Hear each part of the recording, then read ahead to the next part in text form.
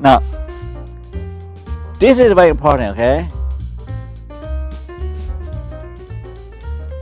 I often tell people life goes better with pure. Often people say, well, what do we have meaning? What is meaning? Okay, meaning means pure. Pure provide the structure and function of meaning. Pure provide the structure and function of meaning. For example, purpose. Of all the four things, purpose is the most important. Purpose refers to your goals, your directions, what really matters to you. See, the purpose is important because it has two functions. One is direction, right? So you're headed towards something, somewhere. The other thing about purpose is that it drives you, it motivates you. See, it's not only serve an organizing function, a directing function, but also serve a motivational function. If you have a purpose in you, you're more willing to overcome obstacles and learn how to be happy, learn how to enhance your strength. But if you don't have no purpose, you could be bothered, right? So purpose is the key. If you lost direction in your life, should I go back home, or go back to career, or stay here, or should I change my job? Or they all have to do with purpose, right? Also, if an argument with your spouse, with somebody, you say, well, what's the point of arguing? What? If it doesn't serve any purpose, forget about it. Just forget it. Okay, just drop it. Because it doesn't have any purpose. Right? Well, what's the point of proving you're right on, right? Your memory is more accurate than my memory accurate. I mean, yeah. Who's right or wrong? It serves no purpose, right? If it doesn't serve any purpose, just drop it. If it has some good purpose, a good purpose is consistent with your values, your beliefs, your life goals. I mean, if it serves a purpose, then let's do something about it. Let's solve the problem. Let's resolve the argument, okay? Because it's important.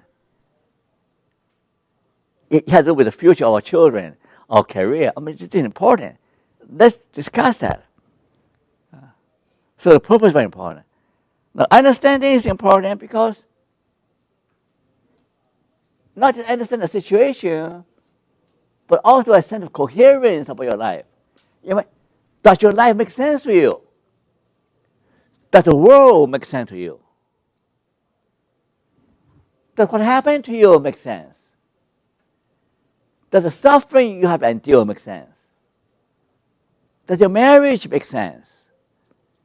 Does the job make sense? It doesn't make sense when it doesn't add up. When you cannot relate that to your purpose. When you cannot relate what you do with what you believe. When the behavior is contrary to their beliefs. So we always seek understanding. When I was in UCLA, working with Bernie Weiner, at that time they say, well, there's no evidence that people engage in spontaneously, engage in causal attribution. So I did a study which become classic. That I just people ask people imagine themselves in different situations or put themselves in different situations and find out what's going through their mind. Based on that research, we discovered that people do ask attribution questions, especially when events are negative or when things are unexpected. If something unexpected happened to you, if something bad happened to you, you say, well, what's going on? Why me? Why did the professor fail me? What did happen to me? What purpose?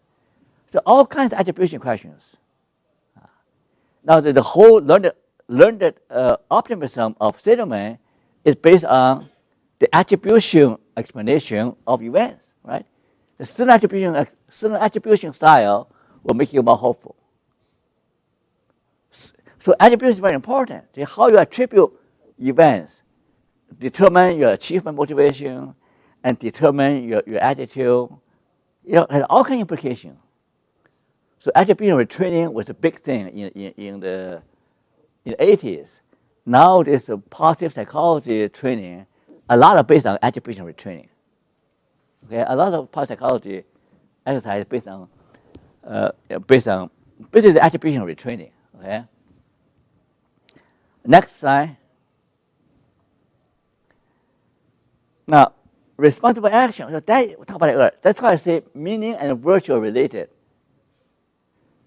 In every situation, you ask yourself this question: what is the right thing to do? Right? Suppose you discover that your boss is doing something that is harmful to the environment or cheating the government. Now, do you want to be a whistleblower or do you want to keep quiet, save a job? Right? Often in a situation, you have to say, is it the right thing to do? Now, here, I'll give you a mirror test. How many people have looked in the mirror? All women do. Come on, all women do. Mirror, right? Mirror. Here's the mirror test. If you have a tough situation, you have to make a tough decision. Okay. I learned that from another existential psychologist. That's my job. I didn't invent that. Okay. And he's saying that he's from Europe. He's Jacobson, Professor Jacobson. He's saying that the mirror test is: if I choose action A, when I look in the mirror, do I feel better about myself or do I feel worse about myself? Can I face myself if I do this? If I do this to my wife, if I do this to my children, or if I do this to someone, if I do this to my boss, behind their back, or you make this decision of expediency over principle, can I face myself in the mirror?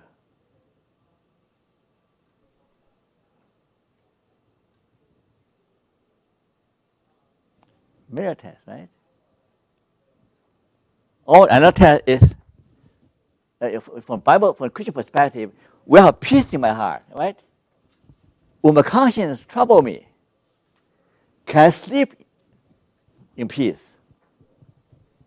When I be troubled, bothered, can I face God?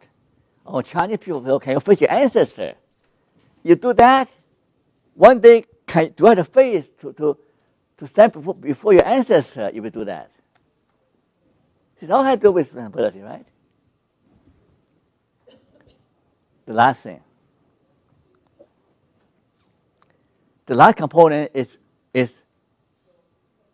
called evaluation of enjoyment. If you have the right purpose, if you have the right understanding, if you're doing the right thing, you will feel what? Good. Good. Good. We are moral beings. The research shows that you feel good from doing good. You feel good for being good, right? But if you do all three, you still do not feel good. Then you ask yourself, okay, if this is a marriage, why am I so miserable? If this is marriage, I'm marrying the right person, I do my best to be a good wife, I understand my role, why I'm still miserable? What's happening to me? That's something, right? Or I always want to be a lawyer or a psychotherapist. or medical doctor. I've achieved my goal. I understand my role. I'm doing a good job.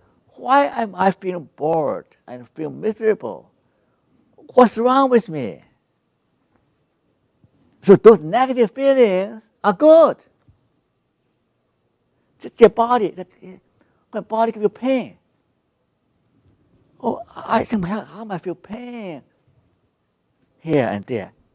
Those negative feelings is a warning signal that something is not right in your life that needs correction. Now think of yourself as a self-regulating system. Self-regulation system, right? Yeah, negative feedback and positive feedback. They're all kind of feedback loops. Okay? It's a complex system. If you do all the right things, still don't feel good, something is wrong. They cause for adjustment, right? So you go back to your goal. Maybe you have misdiagnosed yourself. Maybe you have chosen the wrong career. Maybe you're meant to be a medical missionary rather than a practitioner. Maybe you're meant to be something else. Maybe you're meant to be going out to get work rather than stay home as a housewife. Maybe you're bored with life. Maybe you need to get a life, get an education, get a career. So all those unhappy feelings are good. These negative emotions serve a very adaptive purpose, like pain. Okay,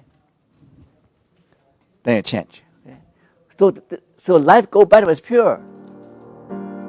If you practice that, your life will be better.